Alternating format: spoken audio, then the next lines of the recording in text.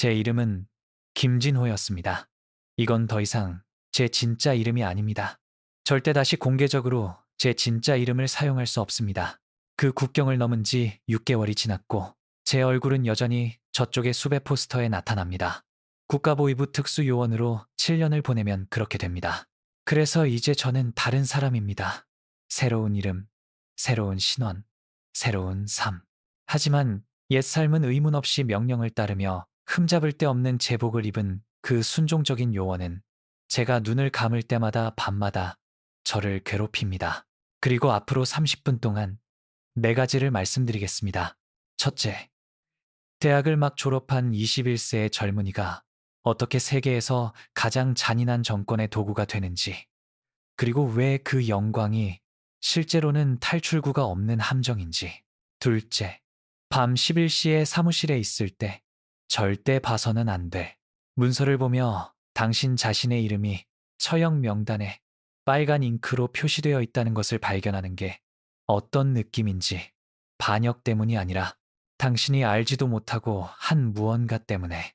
셋째, 왜 당신이 동맹이라고 믿었던 동료 요원이 가장 중요한 순간에 당신을 배신하는지, 그리고 나서 그 배신을 속죄하기 위해 자신의 목숨을 희생하며 당신에게 절대 답할 수 없는 질문을 남기는지, 그를 증오하는가 아니면 용서하는가. 그리고 넷째, 왜 자유가 그렇게 아름답고 그렇게 단순하게 들리는 그 단어가 당신을 다시 인간이 되도록 가르쳐준 사람이 세계에서 가장 넘을 수 없는 국경으로 당신과 분리되어 있을 때 최악의 형벌처럼 느껴질 수 있는지. 왜냐하면 제가 강 아래 그 터널에서 나온 순간은 승리가 아니었으니까요. 그것은 깨닫는 것이었습니다. 정말로 깨닫는 것이었습니다. 지적으로만 아는 게 아니라 제 존재의 모든 섬유로 느끼는 것이었습니다. 제 자유의 대가가 그녀가 거기 있고 제가 여기 있다는 것을 알면서 매일을 사는 것이 될 거라는 것을, 그리고 지도 위에 그 선이 건너기 불가능한 만큼 우주적 심연이 될 수 있다는 것을요. 하지만 그 순간을 이해하려면 제가 어떻게 거기에 도달했는지 이해해야 합니다.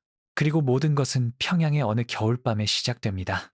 제 눈이 절대 봐선 안 될 문서 위에 놓였을 때 이름들의 목록이 담긴 극비 보고서였고, 그 이름들 사이에 빨간 잉크로 표시된 제 이름이 있었습니다.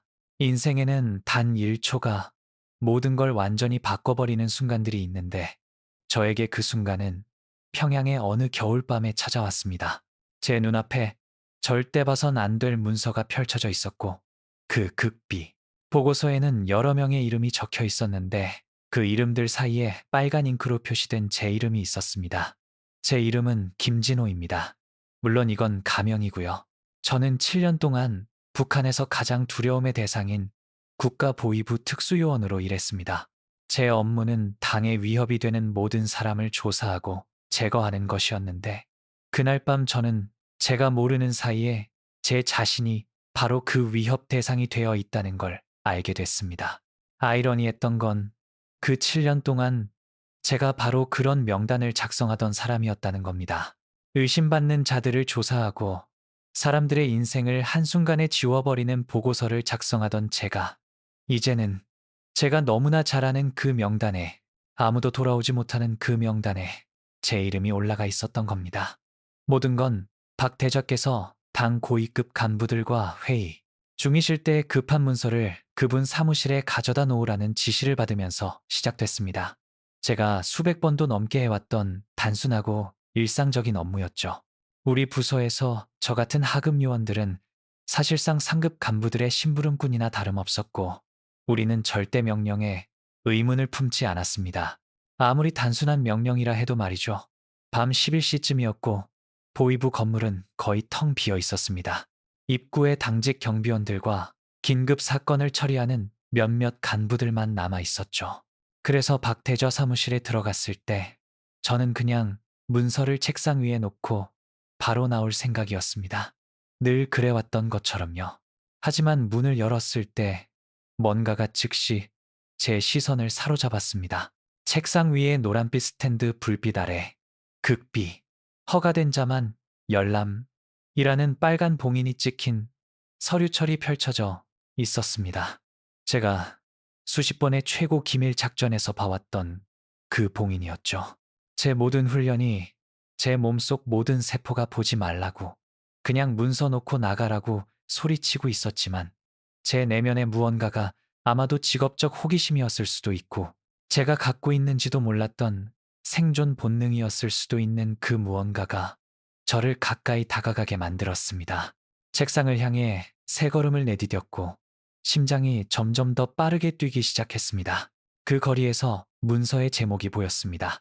내부 숙청 작전 3단계, 포섭된 요소 제거. 그리고 그 제목 아래에는 명단이 있었습니다.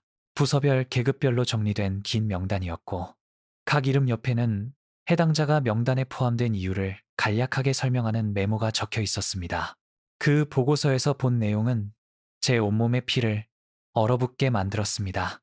그건 평범한 문서가 아니었습니다. 앞으로 72시간 내에 반역, 부패 또는 외부 세력과의 접촉 혐의로 체포될 47명의 요원 명단이 담긴 내부 숙청 명령서였습니다.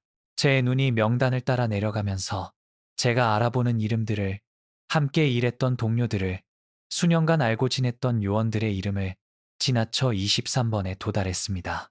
그리고 거기에 제 이름이 있었습니다. 요원 김진호, 오부서, 방첩. 그 옆에는 가장 심각한 사건들을 표시하는 바로 그 빨간 잉크로 이렇게 적혀 있었습니다. 외부 세력 접촉 가능성, 남부 국경 작전 중 의심스러운 행동, 우선 제거, 신문 불필요. 마지막 세 글자, 신문 불필요가 정말로 저를 공포에 떨게 만들었습니다. 우리 부서에서는 모두가 그게 무슨 의미인지 알고 있었거든요. 누군가가 신문 불필요로 표시되면 그게 그 사람이 무죄라거나 조사할 가치가 없어서가 아니라 이미 그 사람이 잠시라도 살려두기엔 너무 위험하다고 판단했고 즉각적이고 질문 없는 제거가 필요하다고 결정했다는 뜻이었습니다. 그 순간 저는 두 가지를 확신했습니다. 첫째, 그들이 저를 잡으러 오기까지 3일도 채 남지 않았다는 것. 제 이름이 우선으로 표시된 걸 고려하면 아마 그보다 훨씬 짧을 거라는 것. 둘째, 만약 제가 그날 밤 행동하지 않으면 다음 날이나 심지어 몇 시간만 더 기다려도 다시는 기회가 없을 거라는 것. 왜냐하면 북한에서 당신의 이름이 그런 명단에 오르면 당신은 이미 죽은 겁니다. 단지 본인이 아직 모를 뿐이죠. 하지만 그 순간 제 머릿속이 방금 발견한 것을 미친 듯이 처리하는 동안 제가 상상하지 못했던 건 그 명단에서 제 이름을 보는 게 진짜 문제가 아니라 훨씬 더 크고 위험한 무언가의 시작에 불과하다는 거였습니다. 떨리는 손으로 계속 문서를 읽으면서 도대체 왜 제가 거기 포함됐는지 이해하려 애쓰는 동안 제 세상 전체를 무너뜨리는 뭔가를 깨달았습니다. 누군가가 저를 의도적으로 그 명단에 올려놨다는 것.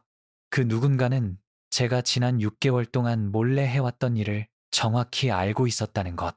그리고 그 사람은 단지 저를 제거하고 싶어 하는 게 아니라 제가 흔적도 답도 남기지 않고 사라지기를 원한다는 것을, 그 문서가 단순히 제 사형 선고만이 아니라 제가 수년간 쌓아온 모든 것의 완전한 파괴를 의미했던 이유를 이해하려면 제가 어떻게 지금의 제가 됐는지 설명해야 합니다.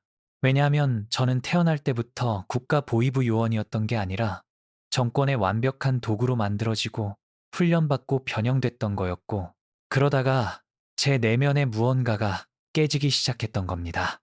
제 영입은 제가 21살 때 일어났습니다. 김일성 종합대학교 정치학과를 우등으로 졸업한 직후였고 바로 박 대좌께서 제 졸업식에 오셔서 최고 수준에서 조국에 봉사할 기회라고 부르신 것을 제안하셨습니다. 사실 그건 초대가 아니라 명예로 위장한 명령이었죠. 국가보위부가 당신을 선택하면 거절할 선택권 같은 건 없으니까요.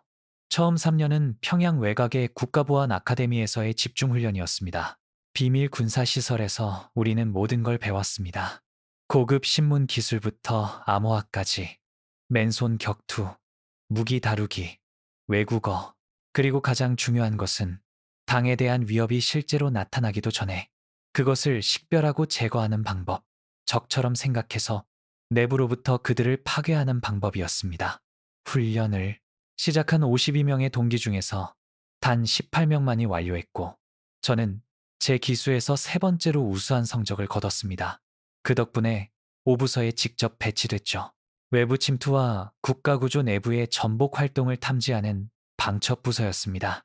기술적 능력뿐만 아니라 절대적이고 흔들림 없는 충성심을 요구하는 일이었습니다. 적어도 그들은 제가 그런 충성심을 가졌다고 믿었죠. 그 다음 4년 동안 저는 정권이 원하는 그대로가 됐습니다. 효율적이고 무자비하고 보이지 않는, 누구든 흔적 없이 조사할 수 있는 유령, 조작됐든 진짜든 상관없이 완벽한 사건을 구축할 수 있는, 한때 이름이 있고 가족이 있고 온전한 삶이 있었던 사람들의 체포, 처형, 완전한 실종으로 끝나는 보고서를 작성할 수 있는 그런 사람이 됐습니다. 제가 그들의 이름을 명단에 올렸기 때문에 그들은 그냥 존재하지 않게 됐습니다.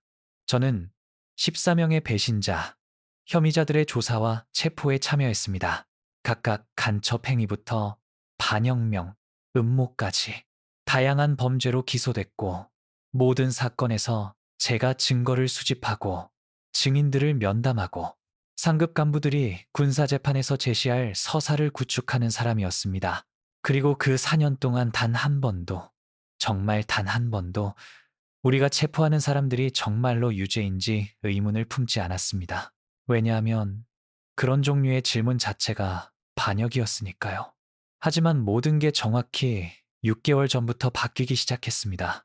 중국 국경에서의 일상적인 작전 중에 사람들이 남쪽으로 탈출하는 것을 돕는다는 밀수업자 조직을 조사하라는 임무를 받았을 때였습니다.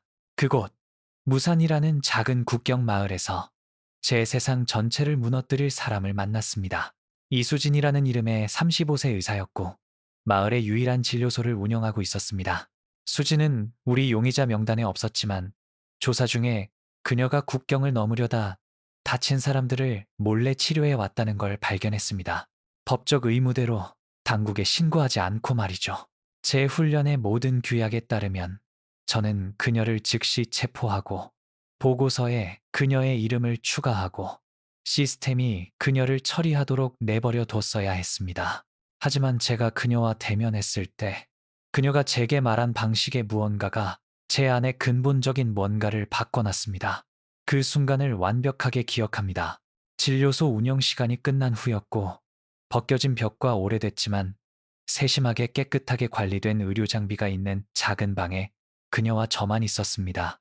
제가 그녀에게 그녀가 해온 일의 증거를 보여줬을 때 저는 그녀가 무너지고 애원하고 다른 모두가 하듯이 협상하려 할 거라 예상했습니다. 하지만 대신 그녀는 제 눈을 똑바로 보며 절대 잊을 수 없는 말을 했습니다. 저는 생명을 구하겠다는 맹세를 했습니다. 동무요원, 국가가 생명을 끝내는 걸 돕겠다는 맹세가 아니라요. 그러니 저를 체포하려면 하세요. 하지만 의사로서 제 의무를 다한 것을 후회하라고 하지는 마세요. 그날 밤 저는 그녀를 체포하지 않았습니다. 그 결정, 그 첫 번째 불복종의 순간은 결국 홍수가 될 땜의 균열과 같았습니다. 왜냐하면 그 후로 저는 전에 의도적으로 무시했던 것들을 보기 시작했으니까요. 자의적인 체포로 인해 파괴된 가족들, 부모가 외국 라디오를 들었다는 범죄를 저질렀기 때문에 고아가 된 아이들, 진짜 위협이어서가 아니라 누군가가 체포 할당량을 채워야 했거나 그들의 아파트나 직장을 원했기 때문에 사라진 사람들. 다음 6개월 동안 공식적으로는 요원으로서 제 의무를 계속 수행하면서 비밀리에 제가 상상도 못했던 일을 하기 시작했습니다. 제 자신의 조사를 방해하기 시작한 겁니다. 저를 적발할 만큼 명백하게가 아니라 미묘하게 중요한 증거가 사라지도록 내버려 두고 사건이 기각되는 결과를 낳는 보고서에 의도적인 실수를 저지르고 용의자들이 도망치거나 증거를 파괴할 시간을 가질 때까지 조사를 지연시켰습니다. 그리고 3번은 조사받고 있는 사람들에게 직접 경고해서 그들이 체포되기 전에 탈출할 수 있게 했습니다. 그리고 수지는 제 양심을 깨운 사람 이상이 됐습니다. 점점 더 위험을 감수할 이유가 됐습니다. 그 6개월 동안 우리는 비밀리에 수십 번 만났습니다. 항상 극도로 조심하면서 항상 여러 겹의 예방 조치를 취하면서요. 비록 우리는 사랑이라는 말을 명시적으로 말하지 않았지만, 왜냐하면 그런 종류의 말은 사적인 자리에서도 위험했으니까요. 우리 둘 다 우리가 쌓고 있는 것이 당해 했던 어떤 맹세보다도 강하다는 걸 알고 있었습니다. 계획은 단순했지만 무한한 인내심을 요구했습니다. 저는 계속해서 민감한 정보, 문서, 저처럼 생각하는 다른 요원들의 이름, 언젠가 사용할 수 있을 정권의 범죄 증거를 축적할 것이고, 시기가 적절할 때, 우리가 필요한 모든 것을 가졌을 때, 우리 둘 다 함께 남쪽으로 탈출할 것입니다. 나라를 철권 통치로 유지하는 공포의 기계 장치에 적어도 일부분을 폭로할 만큼 충분한 정보를 가지고 말이죠. 하지만 누군가가 우리가 하고 있던 것을, 아니면 적어도 그 일부를 발견했습니다. 제 움직임에 대해, 제 보고서의 불일치에 대해, 무산에 대한 제 무허가 방문에 대해 알 만큼 충분히 가까운 누군가가요. 그리고 그 사람은 제가 더 많은 피해를 입히기 전에 제거해야 할 위협이라고 결정했습니다.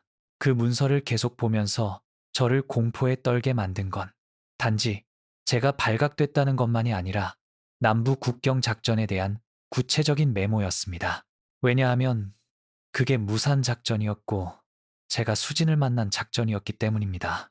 이건 저를 밀고 한 사람이 제가 그곳과 연결된 것을 정확히 알고 있다는 의미였고, 만약 그들이 그걸 알고 있다면 그녀에 대해서도 알고 있다는 뜻이었습니다.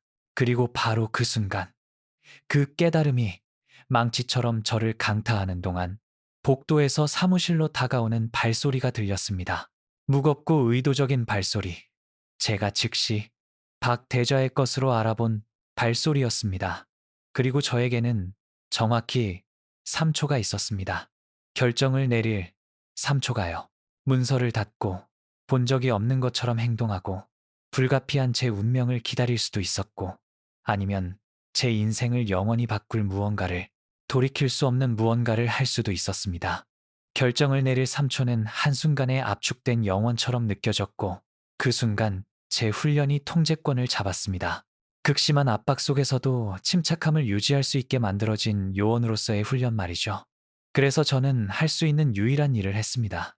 서류철을 원래 있던 그대로 정확히 닫고, 책상에서 거리를 만들기 위해 2걸음 뒤로 물러났고, 문이 열리고 박대자가 흠잡을 데 없는 군복을 입고 항상 지니고 다니던 그 차가운 시선으로 들어왔을 때, 저는 제가 전달하러 온 문서들을 손에 들고 차렷 자세로 서 있었습니다. 김동무, 그가 항상 사용하는 낮고 절제된 목소리로 말했습니다.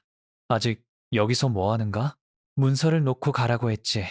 나를 기다리라고 하지 않았는데. 그의 어조에는 뭔가가 있었습니다. 평소에는 없던 미묘한 긴장감이었죠. 마치 그도 상황을 평가하고 있는 것처럼, 제가 봐서는 안 될 뭔가를 봤는지 판단하려는 것처럼 말이죠. 죄송합니다, 대자동무. 제 심장이 너무 세게 뛰어서 그가 들을 수 있을 거라 확신했지만, 제가 만들어낼 수 있는 가장 단단한 목소리로 대답했습니다. 문서들이 올바른 순서로 있는지 확인하고 있었습니다. 이렇게 민감한 정보로 실수를 저지르고 싶지 않았습니다. 말하면서 저는 그의 책상으로 다가가 문서들을 적절한 위치에 놓았습니다.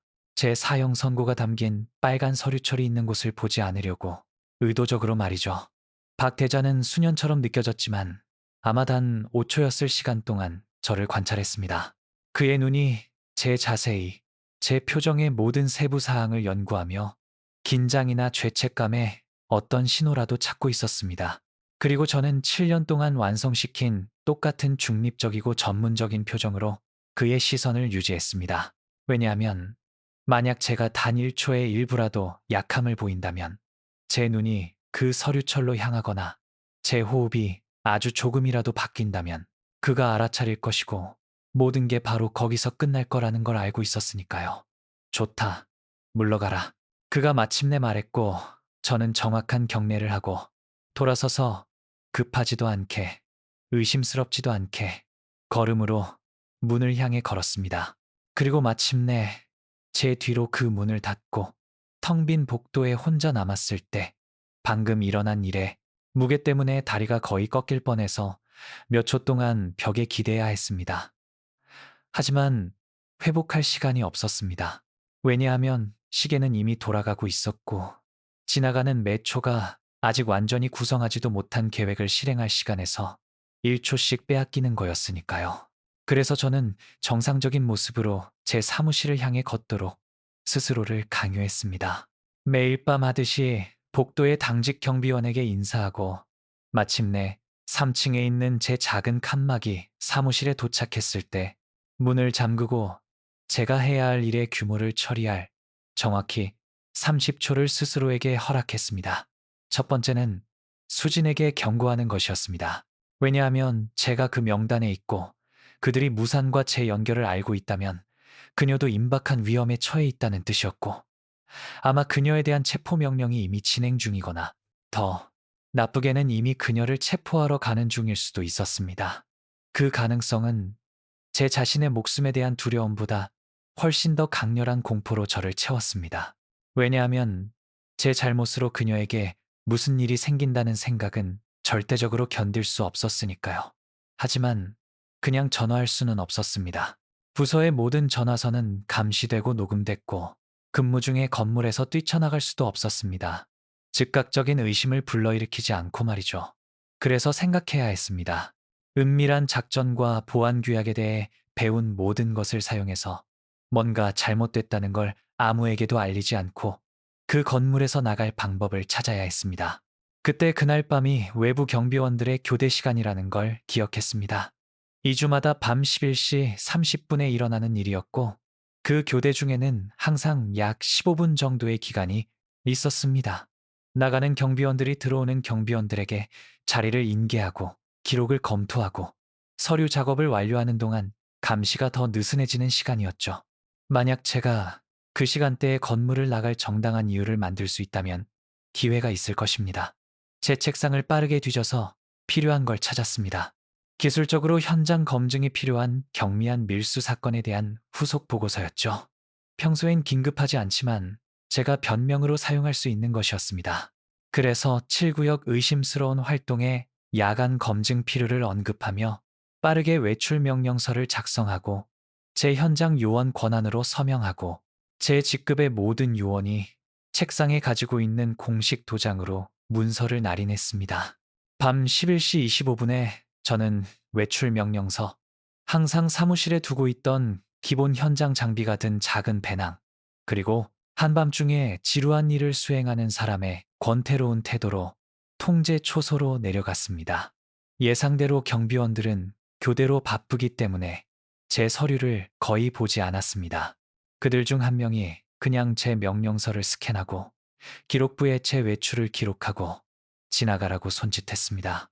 밤의 찬 공기가 제가 건물에서 나왔을 때 저를 강타했고 바로 그때 마침내 그 벽들 밖에 나와 평양 거리의 상대적인 어둠 속에 있을 때 제가 방금 한 일의 완전한 규모를 느끼는 걸 허락했습니다. 왜냐하면 이제 돌아갈 길이 없었으니까요.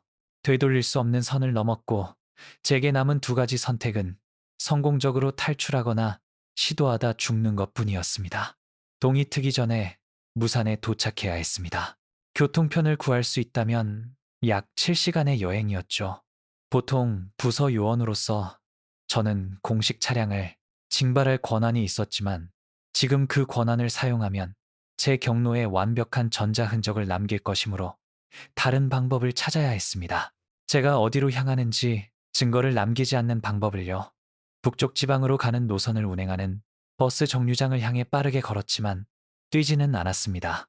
야간 순찰이 저를 세울 경우를 대비해 요원 신분증을 보이게 유지했고 그 20분 걸음 동안 제 머리는 잘못될 수 있는 수백 가지 일들을 생각하느라 멈추지 않았습니다. 박 대자가 외출 기록을 확인하고 제 임무가 가짜라는 걸 알아챌 수도 있고 누군가가 제가 그의 사무실에서 나올 때 제 긴장을 눈치챘을 수도 있고 북쪽으로 가는 야간 버스가 취소됐을 수도 있고 제가 도착했을 때 수진이 이미 체포됐을 수도 있었습니다. 하지만 제가 예상하지 못했던 것, 제 미친 듯한 계산 중 어느 것에도 고려하지 않았던 것은 거의 텅 빈 버스 정류장에서 제가 필요한 것과 똑같은 북쪽행 교통편을 기다리며 제가 즉시 알아본 다른 사람을 만나는 것이었습니다. 요원 조민욱, 제 5부서 동료 중 한 명. 3번의 다른 작전에서 함께 일했던 사람이었고, 어둑한 대기실을 가로질러 우리의 눈이 마주쳤을 때, 저는 그의 표정에서 그날 밤 다른 어떤 것보다도 제 피를 얼어붙게 만드는 뭔가를 봤습니다. 왜냐하면 조는 저를 거기서 보고 놀란 것 같지 않았고, 오히려 그의 눈에는 체념과 위험할 정도로 동정에 가까워 보이는 무언가의 혼합이 있었기 때문입니다. 그리고 그가 천천히 자리에서 일어나 제게 걸어오기 시작했을 때 저는 끔찍한 뭔가를 깨달았습니다. 그는 우연히 거기 있는 게 아니었습니다. 그는 저를 기다리고 있었고 어떻게든 불가능하게도 그는 제가 방금 발견한 것을 정확히 알고 있었고 제가 하려고 하는 것을 정확히 알고 있었습니다. 우리의 눈이 마주친 후 처음 2초 동안 제 머리는 밤 11시 30분의 요원 조민욱이 이 버스 정류장에 있을 수 있는 모든 가능한 이유들을 즉각적으로 처리했고 그 이유들 중 어느 것도 저에게 좋게 끝나지 않았습니다. 왜냐하면 조는 평범한 요원이 아니었고 오부서에서 가장 뛰어나고 꼼꼼한 조사관 중 한 명이었고 다른 사람들이 불가능하다고 여긴 사건들을 해결한 사람이었기 때문입니다. 그리고 만약 그가 거기 있다면, 만약 그가 저를 기다리고 있었다면, 그렇다면 제가 지난 30분 동안 계획한 모든 것이 무너지려 하고 있었습니다. 하지만 그때 완전히 예상치 못한 일이 일어났습니다. 조가 마침내 제가 있는 곳까지 도착했을 때 뒤쪽 의자에서 졸고 있는 몇몇 민간인들에게 우리 목소리가 닿지 않을 거의 텅 빈 그 정류장에서 저와 단 1미터 거리에서 그는 저를 체포하지 않았고 총을 꺼내지 않았고 무전으로 지원을 요청하지 않았습니다. 대신 그는 그저 지난 몇 시간 동안 10년은 늙어 보이는 그 피곤한 눈으로 저를 바라보며 낮은 목소리로 말했습니다. 그 명단에 당신 이름만 있는 게 아닙니다. 김동무, 제 이름도 거기 있습니다. 31번에요. 그리고 당신처럼 저도 봐선 안 될 뭔가를 발견했습니다. 그 순간 느낀 안도감은 너무나 강렬해서 거의 비틀거릴 뻔했지만 그 안도감은 정확히 3초 동안만 지속됐고 훨씬 더 긴급한 질문으로 대체됐습니다. 만약 조도 명단에 있다면, 만약 그도 제거 대상으로 표시됐다면, 그렇다면 우리 중 얼마나 더 많은 사람이 있는 걸까요? 부서의 몇 명의 요원이 자신도 모르는 사이에 위협으로 분류됐을까요? 그리고 더 중요한 건 왜 지금일까요? 지난 몇 주나 몇 달 사이에 무엇이 바뀌어서 이 대규모 숙청을 촉발시킨 걸까요? 제가 여기 있을 걸 어떻게 알았습니까? 제가 물었고 제 목소리도 그의 것만큼 낮게 유지했습니다. 조는 위험할 정도로 쓴 웃음에 가까운 뭔가를 내뱉은 후 대답했습니다. 왜냐하면 저라면 당신 입장에서 정확히 똑같이 했을 테니까요. 오늘 오후에 박 대자께서 문서의 몇 가지 세부 사항을 확인해 달라고 하셨을 때 그 명단에서 당신 이름을 봤습니다.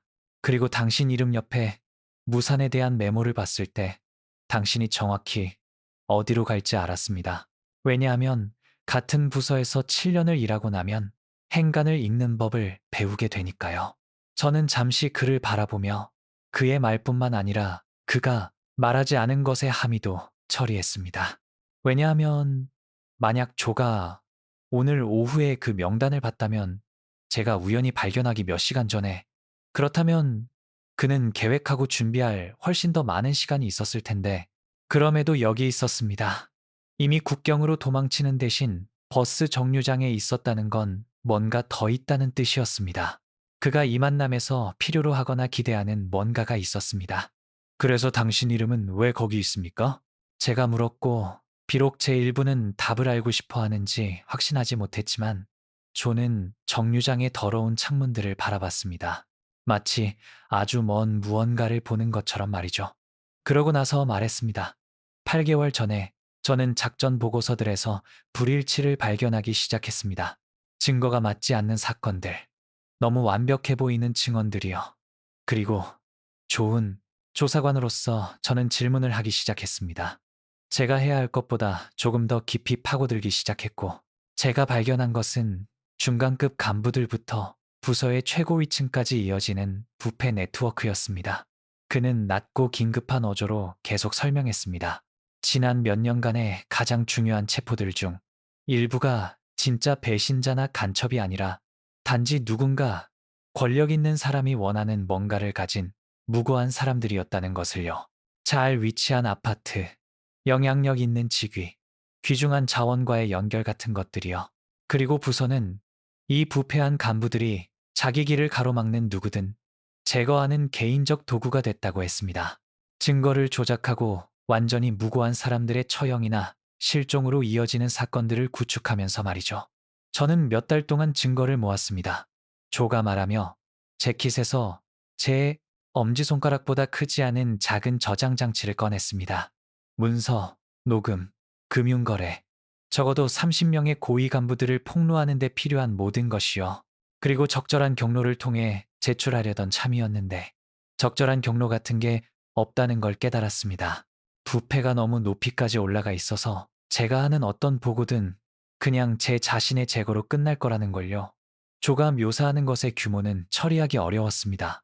왜냐하면 저는 지난 6개월 동안 제 자신의 조사를 방해해서 구한 몇몇 생명들에 대해 죄책감을 느끼며 보냈지만 그가 말하는 건 문제가 훨씬 더 크고 더 조직적이고 제가 상상했던 것보다 더 썩었다는 거였습니다. 그리고 갑자기 저는 왜 그 명단에 47개의 이름이 있는지 이해했습니다. 그건 단순히 문제 있는 요원들의 숙청이 아니었습니다. 너무 많이 보거나 너무 많이 아는 모든 사람의 예방적 청소였습니다. 그럼 여기서 뭐 하는 겁니까? 제가 물었고, 비록 이게 어디로 가는지 의심하기 시작했지만요. 기회가 있을 때 왜 그냥 도망치지 않았습니까? 그때 조가 전에 그에게서 본 적 없는 강렬함으로 저를 똑바로 바라보며 말했습니다. 왜냐하면 도망치는 것만으로는 충분하지 않으니까요, 김동무. 만약 우리가 그냥 사라지면 부패는 계속되고 무고한 사람들은 계속 죽고 우리가 발견한 모든 것은 우리와 함께 죽습니다. 하지만 만약 우리가 이 증거를 가지고 남쪽에 도착할 수 있다면, 국제적으로 폭로할 수 있다면, 그럼 적어도 그들의 죽음은 의미가 있을 겁니다. 그 순간 저는 조가 저를 막으러 온 게 아니라 모집하러 온 거라는 걸 이해했습니다. 제 절박한 도주를 제 자신의 생존보다 더 큰 무언가로 바꾸려고요. 그리고 비록 제 일부는 그의 제안을 거절하고 그 버스를 타고 수진에게 도착해서 뒤돌아보지 않고 함께 사라지고 싶었지만 그가 옳다는 걸 알았습니다. 만약 우리가 단순히 우리 자신을 구하는 것 이상의 뭔가를 할 기회가 있다면 시도할 의무가 있다는 걸 알았습니다. 무산에 누군가 있습니다. 제가 마침내 말했고 말이 제 입에서 나오는 동안 결정을 내렸습니다. 저에게 중요한 누군가가 제 잘못으로 위험에 처해 있습니다. 그녀 없이는 갈 수 없습니다. 만약 당신이 저와 함께 온다면, 만약 우리가 함께 이걸 한다면, 그녀를 구하는 건 협상 대상이 아니라는 걸 이해해야 합니다. 조는 정확히 그 답을 예상했던 것처럼 한번 고개를 끄덕였습니다. 북쪽으로 가는 마지막 버스는 12분 후에 출발합니다. 그가 정류장 벽에 녹슨 시계를 보며 말했습니다. 하지만 문제가 있습니다. 일반 경로는 신분증을 확인하는 3개의 검문소를 지나갑니다. 그리고 우리 요원 신분증이 보통은 질문 없이 통과하기에 충분하지만 만약 박 대좌가 이미 당신이 떠난 걸 발견했거나 기록을 확인해서 재출발도 봤다면 우리가 첫 번째 검문소에 도착할 때쯤 이미 시스템 전체에 우리에 대한 경보가 있을 겁니다. 그가 옳았습니다. 그리고 그건 우리가 대한 계획이 필요하다는 뜻이었습니다. 공식 교통 경로를 포함하지 않는 무산에 도착하는 방법이요. 그리고 바로 그 순간 저는 2년 전에 수행했던 작전에서 뭔가를 기억했습니다. 검문소를 모두 피하고 산을 통해 지방들 사이에서 상품을 운반하는 비공식 경로를 사용하는 밀수업자들에 대한 조사였습니다. 특히 겨울에는 위험했고 보통 직접 경로보다 2배의 시간이 걸리는 경로들이었습니다. 다른 방법을 압니다. 제가 조에게 말했고 다음 5분 동안 계획을 설명했습니다. 버스를 타되 첫 번째 검문소 전에 첫 번째 농촌 정류장에서 내릴 것입니다. 거기서부터 밀수업자들이 모이는 작은 비공식 마을이 있다는 걸 제가 아는 산을 향해 걸어갈 것입니다. 그리고 충분한 돈이나 교환할 상품으로 누군가가 산길을 통해 우리를 무산으로 데려가도록 설득할 수 있을 겁니다. 위험했습니다. 직접 경로를 택하는 것보다 훨씬 더 위험했습니다. 왜냐하면 그 산길들은 부서 요원들에 대해 아무런 호감이 없는 밀수업자들과 범죄자들의 영역이었으니까요. 하지만 그건 또한 우리가 완전히 공식 레이더 밖에 있다는 것도 의미했습니다. 그리고 지금 이 순간 그 비가시성은 추가적인 위험의 가치가 있었습니다. 조는 정확히 15초 동안 계획을 고려한 후 고개를 끄덕였습니다. 미친 짓이지만 제가 생각해낼 수 있는 어떤 대안보다 낫습니다. 그리고 그때 우리 둘 다 야간 버스 표를 샀습니다. 두 명의 국가보위부 요원이 충성스러운 요원이라면 절대 하지 않을 일을 하며 아마도 우리 둘 다 죽는 것으로 끝날 절박한 계획에 모든 걸 걸었지만 적어도 우리에게 기회를 주는 계획이었습니다. 버스가 도착하기를 기다리는 동안 조가 제게 물었습니다. 우리가 여기 끝날 거라고 생각한 적 있습니까? 추적자가 아니라 추적당하는 자가 되는 거요? 저는 7년의 무게를 담은 한숨을 내쉰 후 대답했습니다. 아니요. 하지만 아마 봤어야 했을 겁니다. 왜냐하면 결국 우리 같은 시스템에서는 모두가 결국 희생자들이니까요. 단지 일부는 다른 사람들보다 그걸 깨닫는데 더 오래 걸릴 뿐이죠. 버스가 3분 후에 도착했습니다. 낡고 허름하고 김이 서린 창문과 더 나은 시절을 봤던 좌석들이 있었습니다. 우리가 탑승해서 우리 자신은 쉽게 보이지 않으면서 다른 모든 승객들을 볼 수 있는 뒷좌석에 앉았을 때 저는 공포와 희망의 이상한 혼합을 느끼게 하는 뭔가를 깨달았습니다. 7년 만에 처음으로 저는 위에서 내려오는 명령을 수행하는 국가요원이 아니라 단지 살아남고 사랑하는 사람을 구하려는 한 남자였습니다. 그리고 비록 우리가 국경 너머로 살아서 도착할 수 있을지 몰랐지만 적어도 이제는 정말로 중요한 무언가를 위해 싸우고 있었습니다. 버스는 언제라도 포기할 것 같은 소리를 내는 엔진 소음과 함께 출발했고 평양 정류장에서 멀어져 시골 도로의 어둠 속으로 들어가는 동안 저는 우리가 앞으로 나아가는 매 킬로미터가 되돌아갈 가능성에서 1킬로미터씩 더 멀어지는 거라는 걸 깨달았습니다. 그리고 그 깨달음은 공포와 제 인생에서 전에 경험해 본 적 없는 이상한 자유의 감각이 뒤섞인 채로 왔습니다. 우리 외의 버스에 11명의 승객이 더 있었고 여행의 첫 20분 동안 조와 저는 감시작전에서 사용했을 것과 똑같은 꼼꼼함으로 그들 모두를 관찰했습니다. 왜냐하면 우리 상황에서 그들 중 누구든 잠복 요원일 수도 있고 정보원일 수도 있고 아니면 단순히 한밤중에 진짜 짐도 없이 여행하는 좋은 체격의 젊은 남자 둘이 평범한 민간인이 아니라는 걸 알아챌 만큼 충분히 관찰력이 있는 사람일 수도 있었으니까요. 3열의 채소로 보이는 것들을 담은 바구니를 들고 있는 할머니가 있었습니다. 아마도 도시에서 농산물을 팔고 돌아가는 농민이었을 겁니다. 앞쪽 근처에서 지친 육체 노동자의 구부정한 자세로 졸고 있는 중년 남자 둘. 너무 큰 옷을 입고 멍한 표정으로 창밖을 바라보는 18세도 안 돼 보이는 젊은이. 그리고 정확히 보이는 그대로인 것 같은 여러 명이 더 있었습니다. 교통수단이 권리라기보다 특권인 나라에서 한 곳에서 다른 곳으로 가려는 평범한 사람들이요. 하지만 저를 걱정시키는 한 명이 있었습니다. 우리 앞 네 줄 오른쪽에 앉은 약 35세쯤 되는 남자였는데 평범한 노동자에 거치고는 너무 새롭고 너무 깨끗한 검은 외투를 입고 있었고 5분이나 6분마다 우연처럼 보이지만 제 훈련이 우연이 아니라고 말하는 방식으로 뒤를 돌아봤습니다. 마치 우리가 여전히 거기 있는지 확인하는 것처럼 말이죠. 저는 조에게 가벼운 고개 움직임으로 조심스럽게 신호를 보냈고 그도 그걸 알아챘었습니다.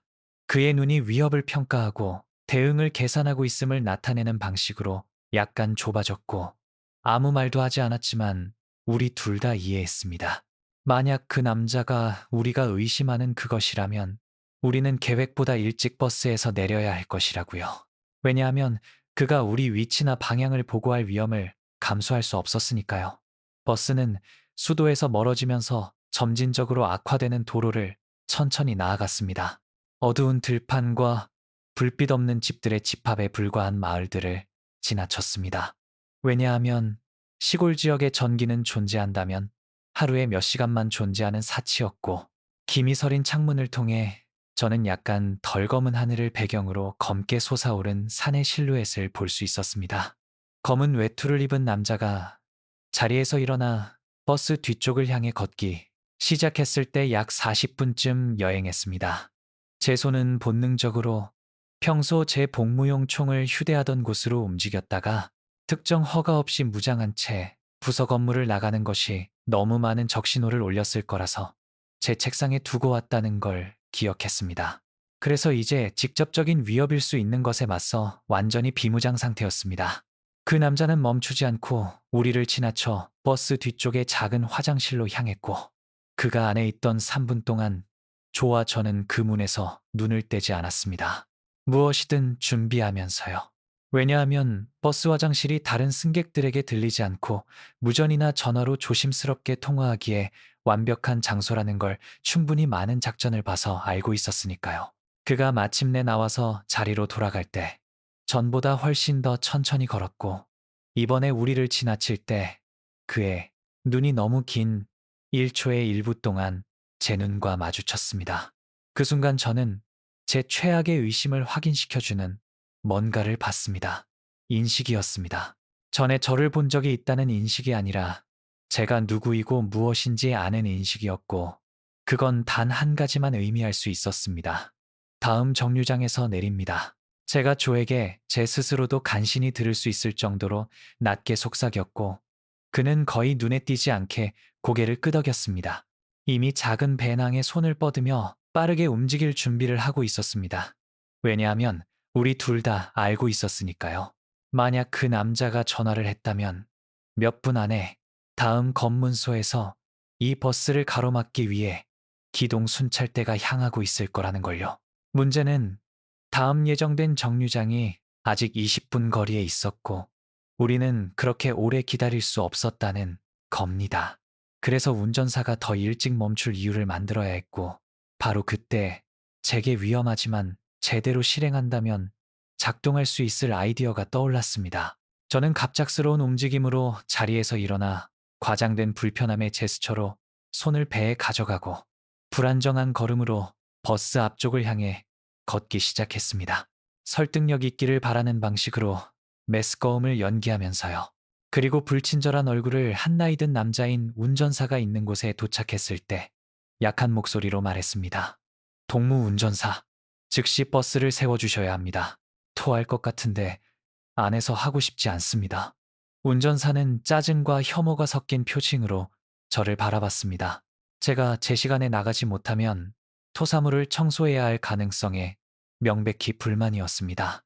그래서 문제 많은 승객들에 대해 뭔가 투덜거리며 속도를 줄이기 시작했습니다. 갇히지 않고 멈출 수 있는 좁은 길의 장소를 찾으면서요. 버스가 속도를 줄이는 동안 저는 뒤를 돌아봤고 검은 외투를 입은 남자가 긴장한 걸 봤습니다. 그의 손이 외투 안쪽 주머니로 움직이는 제스처는 훈련받은 요원이라면 누구나 무기나 무전기에 손을 뻗는 것으로 인식할 것이고, 저는 우리에게 초가 있다는 걸 알았습니다. 말 그대로 초가요. 상황이 훨씬 더 나쁜 뭔가로 폭발하기 전에요. 버스가 마침내 낡은 브레이크의 끼익 소리와 함께 멈췄고, 저는 즉시 비상용 측면문을 밀었습니다. 기술적으로는 진짜 비상사태에만 사용해야 하지만 안쪽에서 잠금 장치가 없던 문이었죠. 운전사가 항의하기도 전에 조는 이미 제 뒤에 있었고, 우리 둘 다 어두운 도로로 뛰어내렸습니다. 얇은 서리층으로 덮인 차갑고 단단한 땅에 착지했습니다. 이봐요. 그냥 그렇게. 운전사가 소리치기 시작했지만 저는 제가 만들어낼 수 있는 가장 권위 있는 표정으로 그를 향해 돌아서며 말했습니다. 국가 공무입니다. 동무. 계속 운행하시고 이것에 대해 아무에게도 언급하지 마세요. 비록 신분증을 보여주지 않았지만 제 어조와 자세에는 그가 입을 다물고 더 이상 질문 없이 버스를 다시 출발하게 만드는 뭔가가 있었습니다. 버스의 뒷불빛이 어둠 속으로 사라지는 걸 봤습니다. 이제 확실히 뭔가 잘못됐다는 걸 아는 검은 외투를 입은 남자를 데리고 가면서요. 이건 그가 우리 위치를 보고하고 이 지역에서 적극적인 수색이 시작되기까지 아마 30분이 있다는 뜻이었습니다. 도로에서 멀어져 차량이 쉽게 따라올 수 없는 산악 지형으로 들어갈 30분이요. 추위는 잔인했습니다. 평양에서보다 훨씬 더 나빴습니다. 왜냐하면 여기는 산에서 내려오는 바람을 막아줄 건물이 없었으니까요. 그리고 저는 제 성급한 계획에 중대한 결함이 있다는 걸 깨달았습니다. 우리 둘 다 겨울 산악 지형의 야간 도보에 적절하게 옷을 입지 않았습니다. 표준 요원 외투 아래 사무복을 입고 있었고 몇 시간 안에 사람을 죽일 수 있는 종류의 추위로부터 우리를 진정으로 보호해 줄 것은 아무것도 없었습니다. 산은 북동쪽입니다. 조가 지평선에 대해 솟아오른 어두운 덩어리를 가리키며 말했습니다.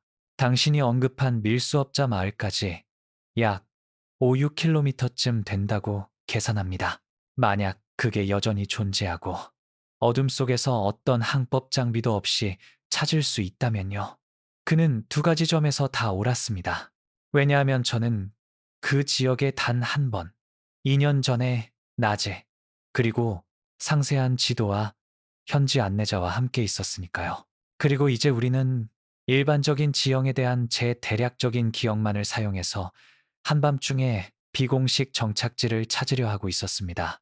관대하게 말해서 극도로 낙관적인 제안이었죠. 하지만 대안이 없었습니다. 그래서 우리는 걷기 시작했습니다. 도로를 떠나 발밑에서 바스락거리는 얼어붙은 들판으로 들어갔고 우리가 내딛는 매 걸음마다 저는 이 계획이 작동하기 위해 얼마나 많은 것들이 완벽하게 잘 풀려야 하는지 점점 더 의식하게 됐습니다. 마을을 찾아야 하고 부서 요원임에도 불구하고 범죄 밀수업자들이 우리를 도와주도록 설득해야 하고 수진이 체포되기 전에 무산에 도착해야 하고 국가보안기구 전체가 적극적으로 우리를 찾는 동안 이 모든 걸 해야 했습니다. 약 20분 동안 걸었습니다. 우리 발은 이미 추위로 감각이 없었고 우리 숨은 얼어붙은 공기에 증기구름을 형성하고 있었습니다. 조가 갑자기 멈추고 침묵의 신호로 손을 들었을 때 저는 즉시 얼어붙었습니다. 모든 감각을 날카롭게 하며 그가 감지한 게 무엇인지 파악하려 했습니다. 그때 저도 들었습니다. 목소리들이었습니다. 낮지만 동요된 어조로 말하는 여러 남성 목소리가 우리 앞 어딘가에서 지형의 작은 고도에 가려진 곳에서 오고 있었습니다. 그리고 제 피를 얼게 만든 건 한밤중에 이 허허 벌판에 사람들이 있다는 사실이 아니라 그들이 말하고 있던 내용이었습니다. 부서 요원 둘이라고 했어. 이쪽 방향으로 온다고. 먼저 찾는 사람에게 5만 원 보상이 있다고. 쉬운 돈의 가능성에 흥분한 것처럼 들리는 젊은 남자의 목소리였습니다. 그리고 바로 그 순간 저는 끔찍한 뭔가를 깨달았습니다. 검은 외투를 입은 남자는 다음 검문소까지 기다려서 우리를 보고할 필요가 없었습니다.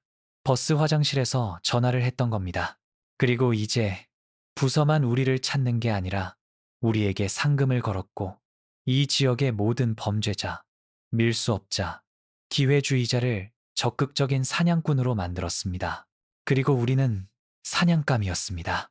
전략을 숙고할 시간이 없었습니다. 왜냐하면 목소리들이 50m도 안 되는 거리에서 다가오고 있었으니까요. 그래서 조와 저는 의미가 있는 유일한 방향으로 동시에 움직였습니다. 산을 향해 곧바로 현상금 사냥꾼들로부터 멀어지며 불규칙한 지형 더 깊숙이 들어가는 것이었습니다. 그게 지금 이 순간 우리의 유일한 이점이었으니까요. 왜냐하면 비록 그들이 우리보다 이 지역을 더 잘 알지만 우리는 대부분의 민간인이 갖지 못한 뭔가를 가지고 있었습니다. 야간 이동과 적대적 지형 탐색에 대한 집중적인 군사 훈련을요. 우리는 첫 10분 동안 절대적인 침묵 속에서 달렸습니다. 우리 발이 어둠 속에서 본능적으로 발판을 찾으며 바위투성이 비탈을 올라갔고 뒤에서 우리 움직임을 감지한 남자들의 소리가 들렸습니다. 그들의 손전등이 필사적으로 우리 실루엣을 찾는 빛의 칼처럼 어둠을 가르고 있었지만 그때쯤 우리는 이미 충분히 높이 더 큰 바위들의 그림자 안쪽으로 충분히 들어가 있어서 그들의 빛이 우리에게 닿지 않았습니다. 문제는 부적절한 옷을 입고 몇 시간 동안 실질적인 음식을 먹지 않은 채 어둠 속에서 오르막을 달리는 게 지속 불가능하다는 것이었고, 20분의 잔인한 등반 후 제 몸이 격렬하게 저항하기 시작했습니다. 얼어붙은 공기를 숨쉴 때마다 제 폐가 타올랐고 제 다리는 노력으로 떨렸지만 멈출 수 없었습니다. 왜냐하면 멈추는 건 붙잡히는 것을 의미했고, 붙잡히는 건 우리 죽음뿐만 아니라 수진의 죽음도 의미했으니까요. 바위의 틈새를 찾은 건 조였습니다. 두 개의 거대한 돌 형성물 사이에 좁은 균열이었는데 한 남자가 안으로 미끄러져 들어갈 만큼만 겨우 넓었고, 말없이 우리 둘 다 그 폐쇄공포증을 일으키는 공간으로 들어가 차가운 돌에 등을 대고 숨을 몰아쉬는 것을 통제하려 애쓰는 동안 추격자들의 목소리가 위험할 정도로 가까이 지나갔습니다. 너무 가까워서 그들이 우리를 찾으면 어떻게 보상을 나눌지에 대한 대화를 명확하게 들을 수 있었습니다. 우리는 그 틈새에서 30분이었을 것 같지만 몇 시간처럼 느껴진 시간 동안 움직이지 않고 있었습니다. 현상금. 사냥꾼들이 체계적으로 지역을 샅샅이 뒤지는 동안요. 그리고 그들의 목소리가 마침내 멀어지기 시작했을 때 우리의 흔적을 찾지 못해 좌절한 채로 그때서야 우리는 다시 움직일 용기를 냈습니다. 감각이 없어진 근육과 극심한 추위로 감각을 잃기 시작한 사지로 은신처에서 미끄러져 나왔습니다. 이렇게 계속할 수 없습니다. 우리가 혼자라는 확신이 들자 조가 낮은 목소리로 말했습니다. 그 밀수업자 마을을 지금 찾아야 합니다. 아니면 동틀 때 전에 저체온증으로 죽을 겁니다. 그가 옳았습니다. 왜냐하면 제 손가락이 이미 제대로 반응하지 않았고 몸이 추위에 굴복하기 시작한다는 첫 신호인 그런 종류의 위험한 졸음을 느낄 수 있었으니까요. 저는 제 방향 감각의 마지막 잔여를 사용해서 제가 막연하게 정착지가 있어야 한다고 기억한 곳으로 우리를 안내했습니다. 결국 밀수업자들이 불법 작전을 세운 작은 계곡으로 이어져야 할 산등성이를 따라가며 45분을 더 비틀거리며 걸은 후 마침내 우리가 찾고 있던 것을 봤습니다. 멀리서 깜빡이는 희미한 불빛들, 그 황량함 한가운데에서 인간 구조물의 위치를 표시하는 모닥불과 석유 램프들이요. 밀수업자 마을은 약 20개의 즉흥적인 구조물 집합으로 밝혀졌습니다. 일부는 나무와 금속 판자로 된 헛간보다 겨우 나은 정도였고, 다른 것들은 명백히 수년간 거기 있었던 보강된 텐트들이었습니다. 그리고 새벽 이 시간에도 활동이 있었습니다. 구조물 사이를 움직이는 인물들, 낮은 목소리 소리, 조기 경보 시스템 역할을 하는 개들의 가끔씩 짖는 소리가 있었습니다. 우리는 경계에서 멈췄습니다. 정착지 중심으로 그냥 걸어 들어가는 게 갈비뼈에 칼을 맞거나 머리에 총알을 맞는 훌륭한 방법이 될 거라는 걸 알았으니까요. 왜냐하면 밀수업자들은 예상치 못한 방문자들을, 특히 국가보위부 요원들을 좋게 받아들이지 않았으니까요. 그래서 다른 접근이 필요했습니다. 우리를 넘겨주는 것보다 우리를 돕는 게 더 많이 얻을 수 있는 누군가를 찾아야 했습니다. 저기요, 조가 속삭이며 다른 것들과 약간 떨어진, 나머지보다 더 크고 더 잘 지어진 구조물을 가리켰습니다. 외부에서 작동하는 발전기처럼 보이는 것과 지붕에 여러 개의 라디오 안테나가 있었습니다. 만약 이 작전을 책임지는 누군가가 중요한 결정을 내릴 만큼 충분한 권력을 가진 누군가가 있다면 적이 있을 겁니다. 우리는 극도로 조심스럽게 접근했고 충분히 가까워졌을 때 편안한 어조로 말하는 남성 목소리들이 들렸습니다. 사람들이 안전하다고 느끼고 방해를 예상하지 않을 때 하는 그런 종류의 캐주얼한 대화였습니다. 그래서 저는 우리를 구하거나 죽일 결정을 내렸습니다. 문을 두드렸습니다. 뒤따른 침묵은 절대적이고 긴장됐고 그 다음 총이 장전되는 언미스테이케이블한 소리가 들렸습니다. 문이 천천히 열렸을 때 제가 본 것은 정확히 제가 예상한 것이었습니다. 거친 외모의 남자 셋, 각각 북한에서 명백히 불법인 현대 중국 모델 권총을 들고 있었고 모두 제 가슴을 정확히 겨누고 있었습니다. 제안이 있습니다. 그들이 저를 쏘거나 안으로 끌어들이기 전에 즉시 말했습니다. 빠르지만 명확한 목소리로 말이죠. 5만 원 보상이 절대 할 수 없을 만큼 당신들을 부자로 만들 수 있는 제안입니다. 하지만 당신들이 아니라 책임자와 얘기해야 합니다. 그게 그들을 망설이게 만들었습니다.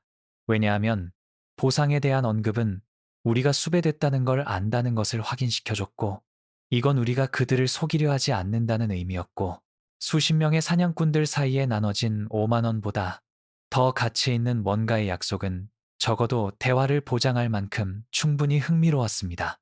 그래서 빠른 눈빛 교환 후 그들 중 한 명이 구조물 더 깊숙이 사라졌고 다른 두 명은 총을 안정적으로 유지했습니다. 5분 후 나온 남자는 다른 이들보다 나이가 많았습니다.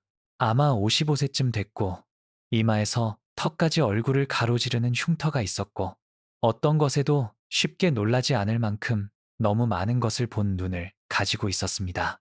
그리고 그가 저를 봤을 때 법의 반대편에서 수십 년을 보낸 사람에게서만 나오는 종류의 차가운 평가였습니다. 나는 권이다. 그가 단순히 말했습니다. 그리고 당신들은 정확히 이분이 있다. 왜 내가 그냥 당신들 머리를 가져가서 그 보상을 받으면 안 되는지 설득할. 왜냐하면 5만 원을 5명이 나눠도 여전히 아무것도 안 받는 것보다 낫거든. 5만 원이 아니니까요. 제가 대답하며 안쪽 주머니에서 조가버스에서 제게 줬던 작은 저장 장치를 천천히 꺼냈습니다. 이건 누구에게 팔아야 할지 안다면 수백만 원의 가치가 있는 정보를 담고 있습니다. 고위급 부패 간부들의 이름, 중국의 은행 계좌, 부서가 감시해온 밀수 경로, 공식적인 방해 없이 수년간 자유롭게 작전할 수 있는 모든 것이요. 권의 눈이 장치를 보며 좁아졌습니다. 명백히 그게 진짜인지 함정인지 계산하고 있었고 그때 조가 앞으로 나서며 덧붙였습니다. 그리고 그것 외에도 청진에 있는 부서, 증거, 보관소 두 곳에 대한 접근 코드를 드리겠습니다. 공식적으로 절대 보고되지 않는 압수품을 보관하는 곳입니다. 전자제품, 의약품, 밀수작전에서 우리가 압수해서 부패한 간부들이 암시장에 재판매하는 모든 것이요. 그게 계산을 완전히 바꿨습니다. 왜냐하면 우리가 제공하는 건 단순한 정보가 아니라 수십만 원. 어떤 순간에 그 보관소에 무엇이 있는지에 따라 수백만 원의 가치가 있을 수 있는 자원에 대한 직접적인 접근이었으니까요. 그리고 권의 얼굴에서 그의 탐욕이, 그의 조심성을 이긴 정확한 순간을 봤습니다. 그래서 대가로 뭘 원하는데? 그가 물었습니다. 아마 이미 알고 있었겠지만요. 동이 트기 전에 무산까지 이동수단. 제가 말했습니다. 모든 검문소를 피하는 산길로요. 그리고 우리가 거기 도착하면 우리를 잊으세요. 절대 보지 않았고 절대 얘기하지 않았다고요. 그리고 6개월 후 우리가 국경 저편에서 안전하고 이 정보가 당신들에게 추적될 수 없을 때 모든 것에 접근하는 방법을 알려드리겠습니다. 권은 영원처럼 보이는 시간 동안 우리를 연구했고 그 다음 저장 장치를 다시 보고 마침내 한 번 고개를 끄덕였습니다. 동쪽 경로로 당신들을 데려갈 수 있는 트럭이 있다. 세 개의 검문소를 피하고 무산에서 2km 떨어진 곳에 내려준다. 하지만 만약 당신들이 그 장치에 뭐가 있는지에 대해 거짓말하고 있거나 내 작전에 문제를 가져온다면 당신들이 어디 있든 찾아낼 거고 둘 다 죽음이 오는 걸 보지 못할 거다. 90분 후 우리는 썩은 생선과 디젤 냄새가 나는 낡은 화물 트럭 뒤에 있었습니다. 밀수업자들만 아는 산길을 오르내리며 간신히 길이라고 할 만한 곳을 격렬하게 튕기고 있었고 비록 매 충격이 지치고 얼어붙은 우리 몸의 고통이었지만 매 킬로미터가 우리를 무산에 가까이 데려다줬고 지나가는 매분이 우리를 수진에게 가까이 데려다줬습니다. 해가 동쪽 지평선을 새벽 전에 오는 그 병든 회색으로 밝히기 시작했을 때 트럭이 마침내 멈췄고 전체 여행 동안 한마디도 하지 않았던 젊은 남자인 운전사는 그냥 앞을 가리키며 말했습니다. 그 방향으로 2km, 나무들 선을 따라가면 마을 북쪽에 도착할 겁니다. 이제 내 트럭에서 나가세요. 무산이 계곡에 낮고 회색 구조물 집합으로 우리 앞에 나타났습니다. 제가 기억한 것보다 더 컸지만 여전히 모든 북쪽 국경 마을을 특징 짓는 그 우울한 특질을 유지하고 있었고, 하루의 첫 빛이 점점 더 많은 세부 사항을 드러내며 우리가 가까워지는 동안 저는 뭔가 잘못됐다는 걸 깨달았습니다. 이 이른 시간에는 너무 많은 활동이 있었고, 있어선 안 될 곳에 주차된 군용 차량들, 주요 거리에 있는 군인들이 있었습니다. 우리보다 먼저 도착했습니다. 조가 속삭였고 제 뱃속의 얼음은 새벽의 추위와 아무 관련이 없었습니다. 왜냐하면 만약 그들이 먼저 도착했다면, 만약 이미 수진을 잡으러 갔다면 지난 12시간 동안 우리가 위험을 감수한 모든 것이, 우리가 희생한 모든 것이 아무것도 아닌 게 됐으니까요. 우리는 마을 중심으로 움직이며 그림자에 머물렀습니다. 순찰을 피하기 위해 골목과 뒷마당을 이용했고, 매걸음이 저를 공항에 더 가까이 데려다 줬습니다. 왜냐하면 진료소에 도착했을 때 제가 무엇을 발견할지 몰랐으니까요. 텅 빈 건물을 발견할지, 싸움의 흔적을 발견할지, 더 나쁜 뭔가를 발견할지요. 진료소는 마을의 주요 거리에 있었습니다. 무산의 다른 모든 것처럼 지치고 낡아 보이는 2층 건물이었고, 마침내 뒤쪽에 도착해서 주 진찰실 창문을 통해 봤을 때 제가 본 것은 숨 쉬는 것을 완전히 잊게 만들었습니다. 수진이 거기 있었지만 혼자가 아니었습니다. 보안부서 제복을 입은 두 남자가 그녀와 함께 있었고, 그들 중 한 명이 그녀의 팔에 손을 얹고 있었는데, 그녀가 체포됐다는 것에 의심의 여지가 없는 방식이었습니다. 그리고 무력감과 공포로 얼어붙은 채 관찰하는 동안 다른 남자가 그녀에게 뭔가를, 문서나 사진을 보여주고 있었고, 수진이 그것을 봤을 때 그녀 얼굴의 표정은 두려움이나 놀람이 아니라 훨씬 더 파괴적인 뭔가였습니다. 인식이었습니다. 그리고 그것보다 더한 체념이었습니다. 마치 이 순간을 기다려왔던 것처럼, 그들이 왜 거기 있는지 정확히 알고 있는 것처럼요. 그리고 그녀가 남자들에게 뭔가를 말했습니다. 유리를 통해 제가 들을 수 없었던 뭔가를요. 하지만 그것이 두 요원 모두가 이겼다는 걸 아는 포식자만이 짓는 그런 방식으로 미소 짓게 만들었습니다. 그리고 바로 그 순간 요원 중 한 명이 창문을 향해 돌아섰습니다. 마치 제 존재를 느낀 것처럼요. 더러운 유리를 통해 우리 눈이 마주쳤을 때 저는 즉시 그의 얼굴을 알아봤습니다. 왜냐하면 2년 전 제가 직접 함께 일했던 박민수 요원이었으니까요. 저만큼 저를 잘 아는 누군가였고, 그가 저를 봤을 때 그의 얼굴에 퍼진 미소는 막 복권에 당첨된 사람의 것이었습니다. 왜냐하면 갑자기 저는 끔찍한 뭔가를 이해했습니다. 그들은 제 파일의 정보에 기반해서 수진을 찾으러 무산에 온 게 아니었습니다. 누군가가 제가 정확히 어디에 있을지 그들에게 말해줬기 때문에 왔던 겁니다. 이곳과 그녀와의 제 연결을 아는 누군가가요. 그리고 그건 단 한 가지만 의미할 수 있었습니다. 배신은 제가 상상했던 것보다 훨씬 더 가까운 곳에서 왔습니다. 배신을 완전히 처리할 시간이 없었습니다. 박 요원이 손짓을 하자 갑자기 제가 보지 못했던 다른 4명의 요원이 건물 주변의 다른 지점들에서 나타났고, 정확히 이 순간을 기다렸던 팀의 정밀함으로 움직였습니다. 그리고 바로 그때 진실이 망치의 힘으로 저를 강타했습니다. 이건 절대 수진을 체포하는 것에 관한 게 아니었습니다. 그녀는 단순히 미끼였고, 저는 제가 얼마나 절망적인 바보였는지 직접 함정으로 걸어 들어간 겁니다. 조, 뛰어. 지금. 제가 이를 갈며 으르렁거렸고, 그가 들었는지 확인하기 위해 기다리지 않고 발 뒤꿈치를 돌려 가장 가까운 골목을 향해 뛰쳐나갔습니다.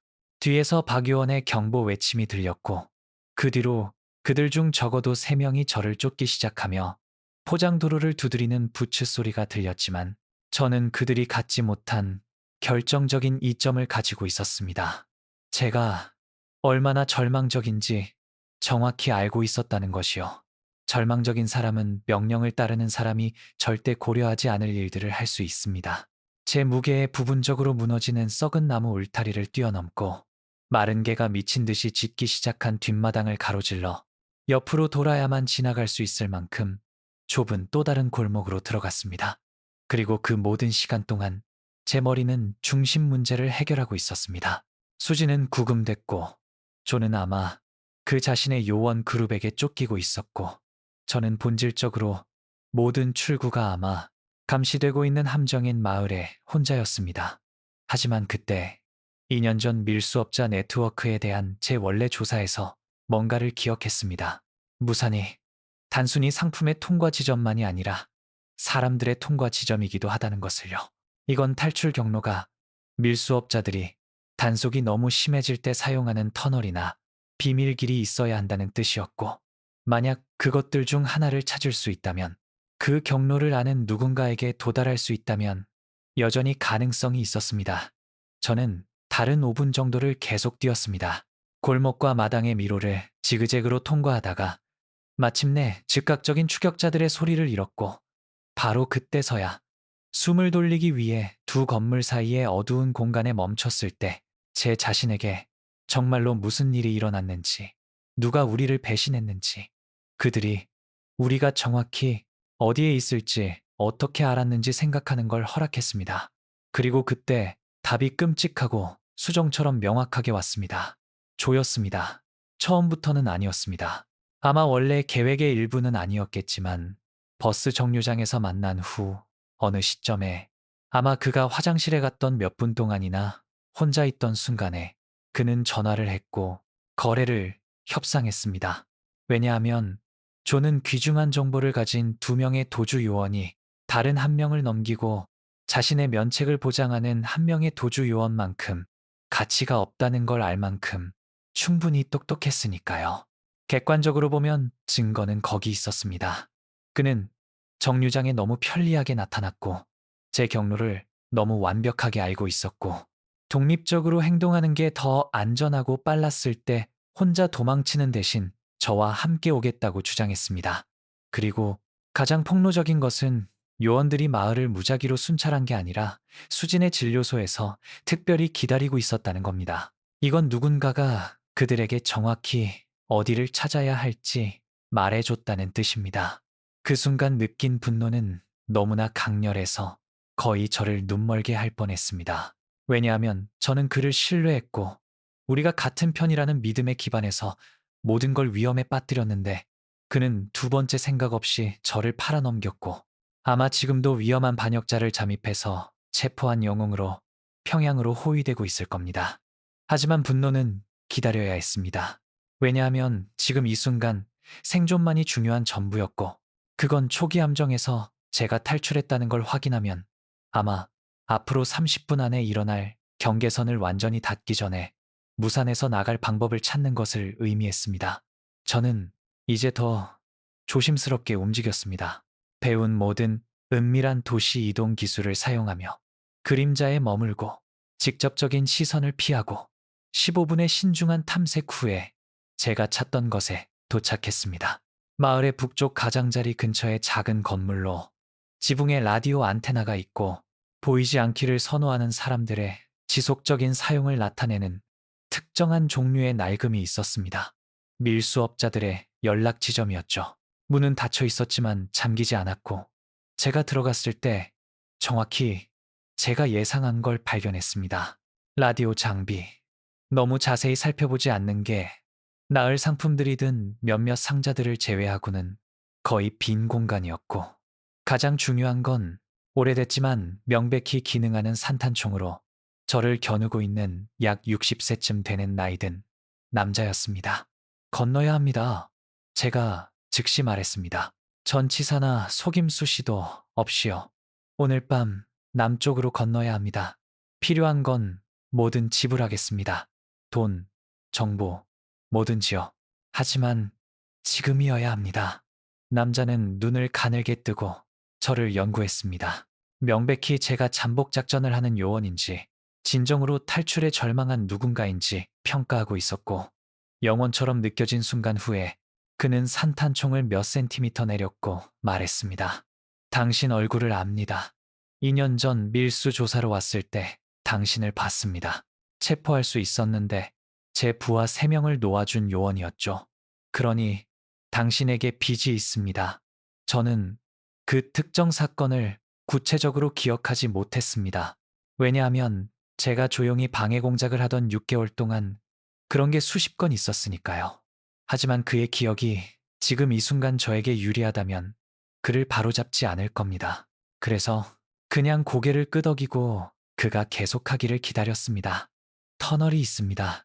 그가 마침내 말하며 구조물 뒤쪽으로 걸어가 바닥에 트랩도어를 드러내기 위해 여러 상자를 옮겼습니다. 15년 전 탈출 경로를 원했던 광산 노동자들이 팠습니다. 강 아래로 가서 남쪽 영토 안으로 약 3km 지점에서 나옵니다. 하지만 위험합니다. 침수된 구간들, 붕괴 가능성, 그리고 불빛이 없습니다. 그러니 만약 거기 들어가서 뭔가 잘못되면 아무도 당신을 꺼낼 수 없습니다. 받겠습니다. 제가 망설임 없이 말했습니다. 왜냐하면 위험한 터널은 제가 여기 머물면 저를 기다리는 체포와 처형의 확실성에 직면하는 것보다 무한히 나았으니까요. 그리고 남자가 절대적 어둠 속으로 내려가는 금속 사다리를 드러내며 트랩도어를 열었을 때 저는 두려움이 아니라 이상한 필연성의 감각을 느꼈습니다. 마치 지난 24시간 동안 일어난 모든 것이 정확히 이 순간으로 저를 이끌고 있었던 것처럼요. 한 가지 더. 제가 내려가기 시작할 때 남자가 말했고, 제가 사다리의 첫 계단에서 위를 올려다봤을 때 그의 표情은 이상하게 엄숙했습니다. 의사 선생님, 오늘 아침 체포된 분이요. 3년 전에 제가 심장마비를 일으켰을 때 제 목숨을 구해주셨습니다. 만약 저쪽에서 그녀를 도울 방법이 있다면 국제적 홍보나 외교적 압력이나 거기서 할 수 있는 뭐든지로요. 제발 해주세요. 왜냐하면 그녀는 이 저주받은 나라에 남아있는 몇 안 되는 좋은 사람들 중 한 명이니까요. 저는 한번 고개를 끄덕였습니다. 깨지지 않고 대답할 제 목소리를 신뢰할 수 없었고, 그리고 그가 제 위에 트랩도어를 닫으며 위 세상과의 마지막 연결을 끊고 제 어깨보다 겨우 넓은 터널에 혼자 남겨졌을 때 어딘가 앞에서 물이 떨어지고 습한 흙과 곰팡이 냄새가 매 호흡마다 제 폐를 채우는 어둠 속으로 내려갔습니다. 터널은 남자가 경고했던 모든 것이었고 더 나빴습니다. 왜냐하면 단순히 어두운 게 아니라 너무나 절대적으로 검었고 몇 분 후에 모든 공간, 방향 감각을 잃었습니다.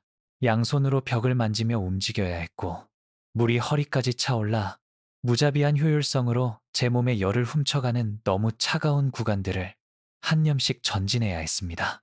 그리고 두 번은 천장이 너무 낮아져서 인간이 정신을 잃기 전에 얼마나 많은 폐쇄공포증을 견딜 수 있는지 정확히 시험하도록 설계된 것처럼 보이는 공간을 통해 배를 대고 기어가야 했습니다. 그 터널에서 얼마나 시간을 보냈는지 모릅니다. 1시간이었을 수도 있고, 네, 시간이었을 수도 있습니다. 왜냐하면 시간이 모든 의미를 잃었으니까요.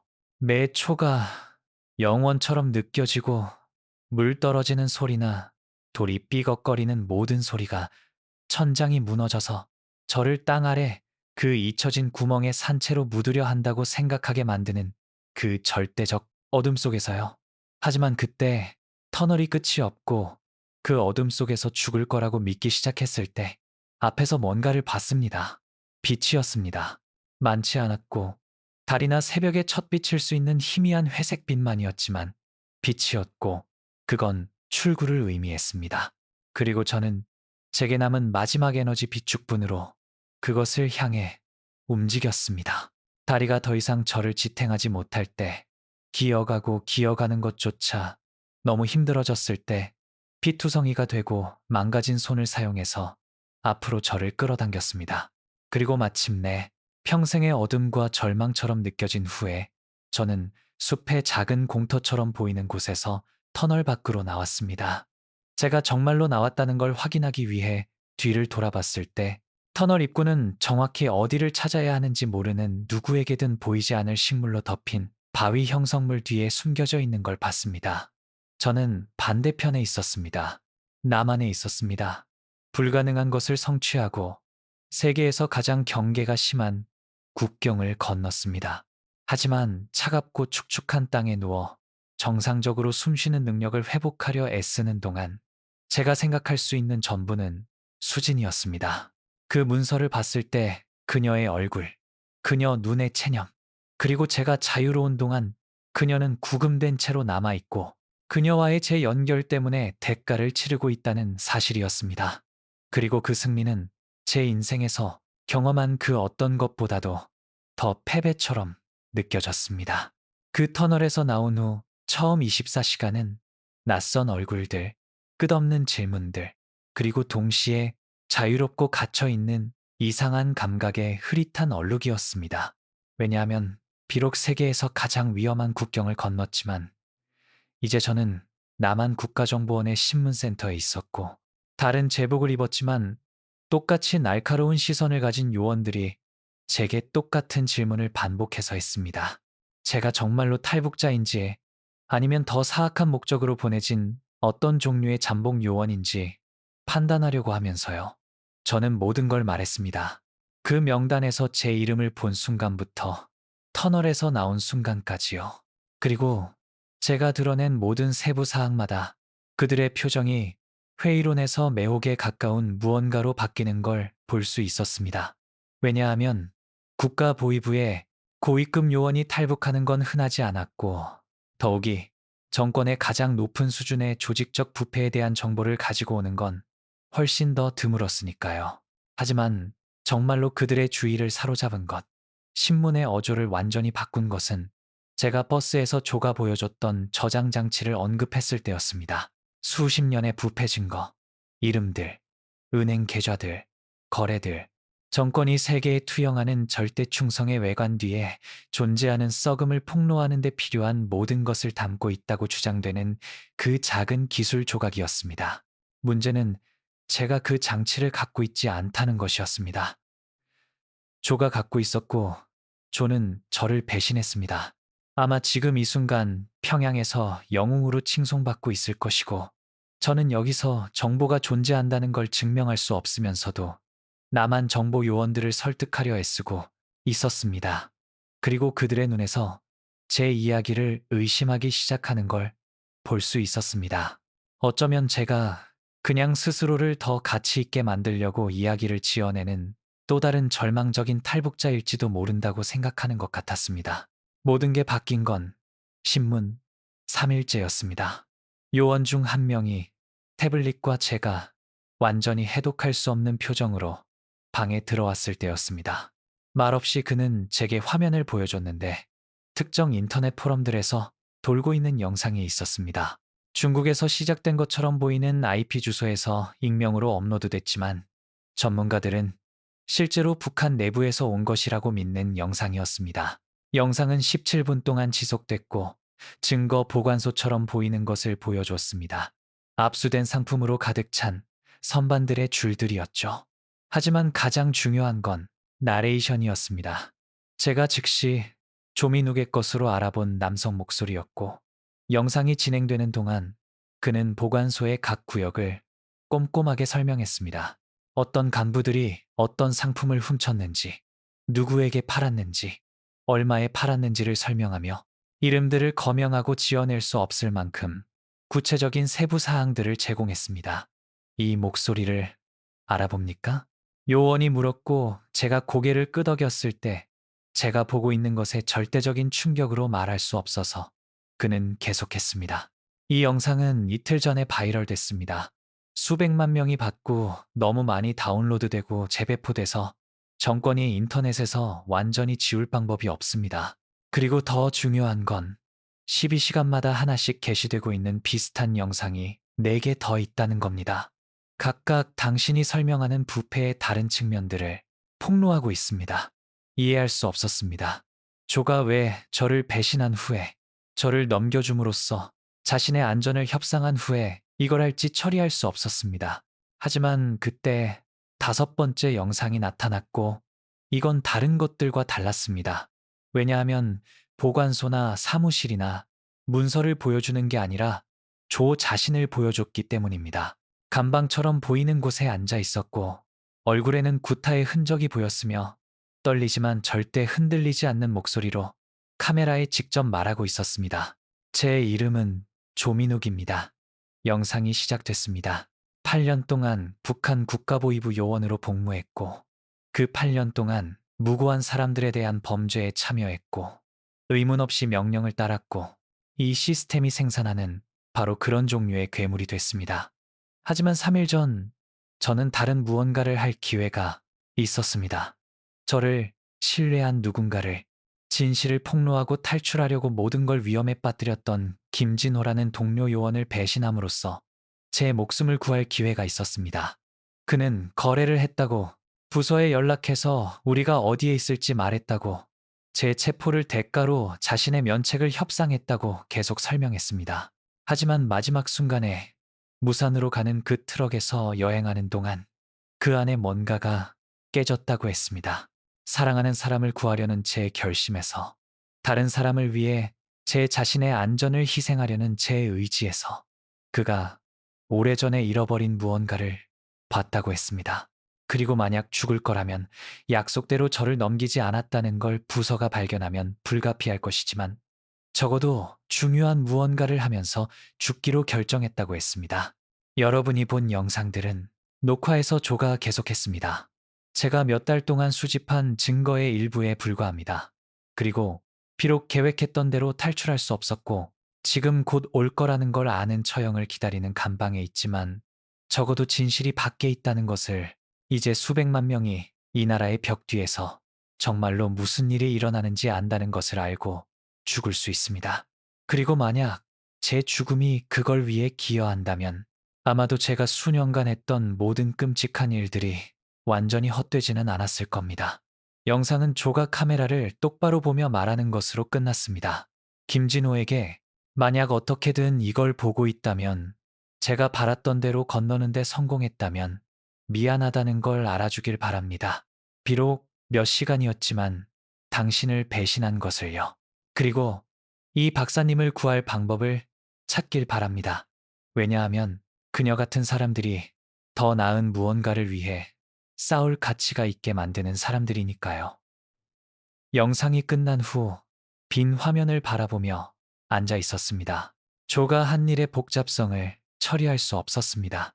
왜냐하면 그는 저를 배신하고 나서 구원받았고, 저를 치명적인 위험에 빠뜨린 후 우리가 함께 시작한 임무가 완수되도록 자신의 목숨을 희생했기 때문입니다.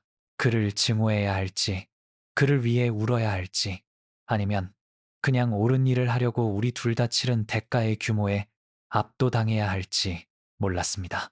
조의 영상들은 우리 중 누구도 완전히 예상하지 못한 무언가를 촉발시켰습니다. 왜냐하면 그것들은 정권 내부의 부패를 폭로했을 뿐만 아니라 그 시스템 내에서 일하는 요원들을 인간화했기 때문입니다.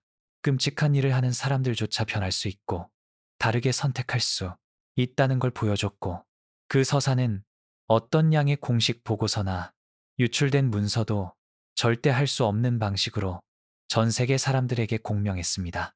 인권단체들이 영상들을 정권에 반대하는 캠페인의 증거로 사용하기 시작했고, 국제 언론들이 계속 보여줬고, 갑자기 조민욱이라는 이름은 저항의 상징이 가장 어두운 곳에서조차 구원의 가능성의 상징이 됐습니다.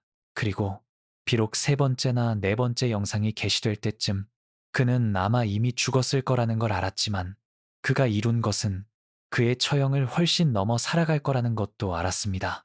하지만 그 모든 국제적 관심 속에서, 정치적 논쟁과 기자회견과 전문가들의 끝없는 분석 속에서 제게 정말로 중요한 건 단 하나였습니다. 수진이었습니다. 그리고 남쪽에 도착한 후 3주 동안 저는 그녀의 상황에 대해 아무것도 몰랐습니다. 그녀가 여전히 살아있는지, 저와의 연결에 대한 처벌로 처형됐는지, 잔인한 신문을 당하며 어떤 감옥에 있는지요. 저는 제 말을 들어줄 모든 단체와 일했고, 수십 개의 언론에 인터뷰를 했고, 인권회의에 참여했습니다. 그리고 모든 기회마다 그녀의 이름을 언급했고, 그녀가 누구인지, 무엇을 했는지, 왜 중요한지 설명했습니다. 정권이 그녀를 기본적인 인간성과 비슷한 것으로 대하도록 강제될 만큼 충분한 국제적 압력을 만들려고 필사적으로 노력하면서요. 그리고 그때 제가 건넌 지 24일째 되는 날 아침, 통일부로부터 전화를 받았습니다. 그리고 전화 반대편의 관계자가 이수진 박사에 대한 정보가 있다고 말했을 때 제 심장이 완전히 멈췄습니다. 왜냐하면 그들이 다음 몇 초 안에 제게 말할 것이 제가 희생한 모든 것이 모든 고통과 상실과 죄책감이 뭔가를 위한 것이었는지 아니면 완전히 헛된 것이었는지 결정할 거라는 걸 알았으니까요. 이 박사님은 3일 전에 석방됐습니다. 관계자가 말했고 제대로 들었는지 믿을 수 없어서 그 말을 반복해달라고 해야 했습니다. 국제적 압력과 조요원의 영상에서 그녀의 체포에 대한 부패 폭로 때문에 정권은 그녀를 구금하는 것이 가치보다 더 많은 문제를 일으킬 거라고 결정했습니다. 공식 경고와 함께 석방됐지만 공식 기소는 없었고 우리 정보원에 따르면 현재 무산의 그녀 진료소에서 감시하에 있지만 구금된 건 아니라고 합니다. 그 순간 느낀 감사는 너무나 압도적이어서 말 그대로 제 무릎을 꿇게 만들었습니다. 왜냐하면 모든 불가능한 확률에도 불구하고 그 잔인한 정권이 작동하는 모든 논리에도 불구하고 수진이 살아있고 자유로웠으니까요. 제가 지금 이해하는 의미에서 완전히 자유롭지는 않았지만 살아있고 생명을 구하는 그녀의 일을 계속할 수 있었습니다. 그리고 그건 제가 감히 기대했던 것보다 더 많았습니다. 하지만 그 기쁨은 깊고 영구적인 슬픔과 섞여 왔습니다. 왜냐하면 저는 여기 있고 그녀는 저기 있었고 비록 우리 둘 다 살아 있었지만 세계에서 가장 넘을 수 없는 국경으로 분리되어 있었으니까요. 그리고 다시 그녀를 볼 수 있을지, 그녀가 제게 무엇을 의미했는지, 제가 어떤 사람이었고 어떤 사람이 되기로 선택할 수 있는지에 대한 진실로 저를 깨워준 것에 대해 감사할 기회가 있을지 몰랐습니다. 그 강 아래 터널에서 나온 밤 이후로 6개월이 지났습니다. 기술적으로는 제 나라와 같지만 마치 다른 행성에 착륙한 것처럼 낯설고 이질적으로 느껴지는 나라에서 사는 6개월이었습니다.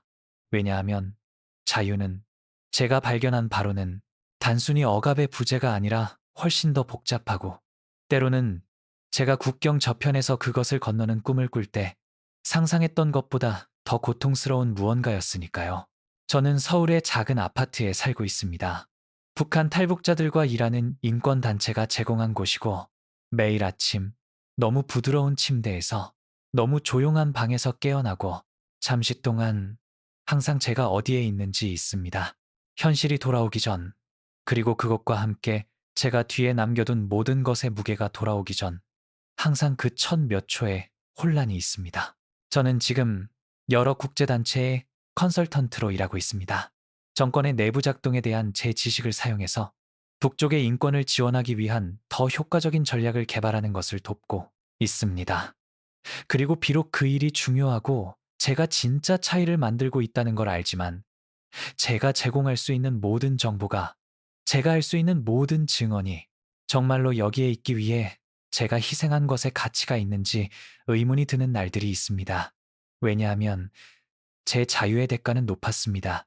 제가 그 명단에서 제 이름을 봤던 그 절망적인 밤에 계산했던 것보다 훨씬 더 높았습니다. 조민욱은 그의 목숨으로 대가를 치렀습니다. 그의 마지막 영상이 게시된 지 3일 후 처형됐고 순교자이자 상징이 됐지만 또한 이름도 의식도 없는 어떤 집단 무덤에 묻힌 시신이 됐습니다. 그리고 비록 그의 영상들이 정권에 대한 국제적 서사를 바꿨고 그의 희생이 셀 수 없이 많은 사람들에게 영감을 줬지만 저는 그가 부분적으로 제가 존재했기 때문에 죽었다는 것을 제 탈출이 그를 양심과 생존 사이에서 선택하도록 강요한 상황을 만들었다는 것을 절대 잊을 수 없을 겁니다. 그리고 수지는 비록 기술적인 의미에서 살아있고 자유롭지만 마치 다른 우주에 있는 것처럼 저로부터 멀리 있습니다. 왜냐하면 그녀에게 보낼 수 있는 편지가 없고 할 수 있는 전화가 없고 제가 탈출한 바로 그 죽음으로 저 자신을 비난하지 않고는 그 국경을 다시 건널 방법이 없으니까요.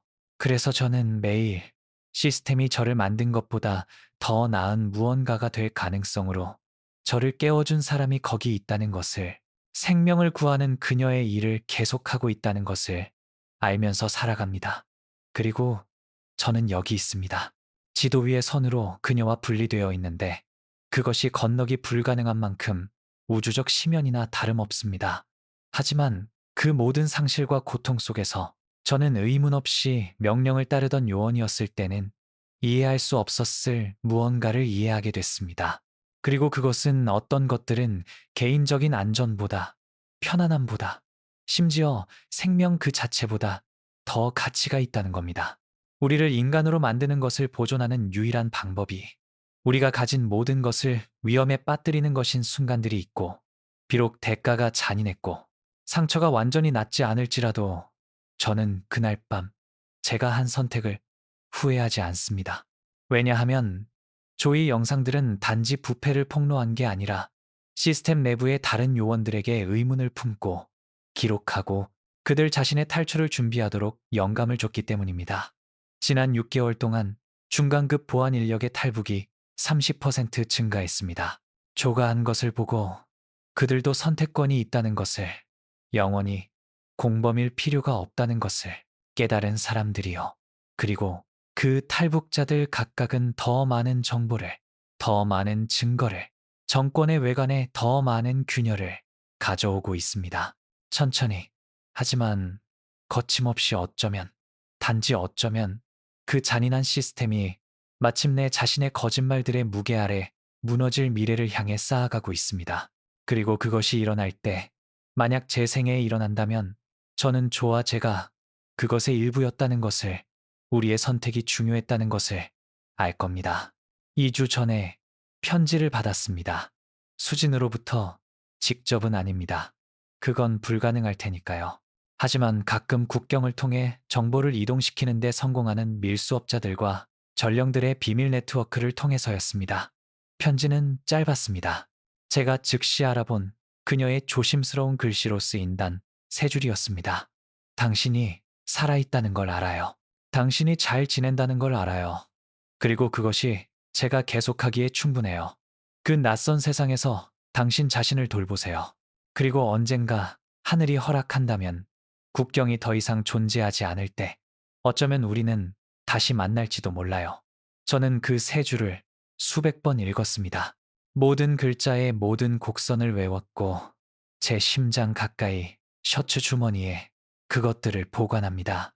왜냐하면 그것들은 우리가 느낀 것이 진짜였다는 증거이고 단지 극단적인 상황이나 공유된 절망의 산물이 아니라 두 사람이 직면할 수 있는 가장 절대적인 분리에도 살아남는 진짜 무언가였다는 증거이니까요. 때때로 저는 서울 N타워에 맑은 날에 북쪽을 볼 수 있는 가장 높은 지점에 섭니다. 그리고 그 방향을 바라보며 산과 강과 비무장지대 너머 어딘가에 그녀가 있다는 것을 알면서 어쩌면 바로 그 순간 남쪽을 바라보고 있을지도 모른다는 것을 알면서요. 그리고 비록 우리가 서로를 볼 수 없고 만질 수도 말할 수도 없지만 우리를 연결하는 보이지 않는 실이 있습니다. 우리가 공유한 모든 것과 우리가 희생한 모든 것으로 짜인 실이요. 여기 사람들이 종종 제게 그것이 올바른 결정이었는지, 제가 잃은 모든 것과 제가 초래한 모든 고통을 고려할 때 다시 할 것인지 묻습니다. 그리고 제 대답은 항상 같습니다. 어떤 절대적인 도덕적 의미에서 그것이 올바른 결정이었는지 모릅니다. 저는 철학자도 성인도 아닙니다. 저는 단지 죽음 명단에서 자신의 이름을 보고 자신의 운명에 굴복하거나 더 나은 무언가의 가능성을 위해 싸우는 것 사이에서 선택해야 했던 사람이었습니다. 하지만 이것은 압니다. 조의 영상들로 구해진 모든 사람이, 탈북 요원이, 중요한 정보를 제공해서 제외한 모든 가족이, 수진이 구하기 위해 거기 있기 때문에 계속되는 모든 생명이, 그런 것들은 진짜이고 구체적이고 세상에 존재합니다. 우리가 받아들이는 대신 행동하기로 선택했기 때문에 끔찍한 일을 했던 사람들조차 다르게 되기로 선택할 수 있다고 감히 믿었기 때문에요. 그리고 어쩌면 그것이 이 모든 것의 진짜 교훈입니다. 희생이 영광스럽다거나 구원이 쉽다는 게 아니라 매일 우리 각자가 공모와 저항 사이에, 편안함과 양심 사이에 우리 자신의 안전을 보존하거나 우리 자신보다 더 큰 무언가를 위해 위험을 감수하는 것 사이에 작은 선택들에 직면한다는 겁니다. 그리고 그 작은 선택들의 합계가 시간이 지나면서 수백만 명의 사람들로 곱해지면 결국 세상을 바꾸는 것입니다. 그래서 저는 계속 앞으로 나아갑니다. 날마다 아무도 그들의 삶과 인간성 사이에서 선택할 필요가 없는 미래를 위해 가족들을 나누고 연인들을 분리하는 국경들이 사람들이 박물관에서 연구하며 어떻게 그것들이 존재할 수 있었는지 궁금해하는 오래된 지도의 선들일 뿐인 미래를 위해 일합니다. 그리고 비록 제가 그날을 보기 위해 살지 못할지도 모른다는 것을 알지만 제가 하는 모든 증언이, 제가 탈출을 돕는 모든 사람이, 제가 그 거짓말의 벽에 만드는 것을 돕는 모든 균열이 저를 수진에게 한 걸음 더 가까이 데려간다는 것도 압니다. 왜냐하면 정권이 약해지는 매일이 제가 마침내 다시 건너가서 제 주머니 속 이 세 줄이 매일 이미 제게 말해주는 것을 직접 그녀에게 말할 수 있는 순간에 하루 더 가까워지는 것이니까요. 가치가 있었다고, 다시 할 거라고, 그리고 우리 둘 다 계속 싸우는 한 희망은 정말로 절대 죽지 않는다고, 단지 꽃 피울 적절한 순간을 기다릴 뿐이라고요.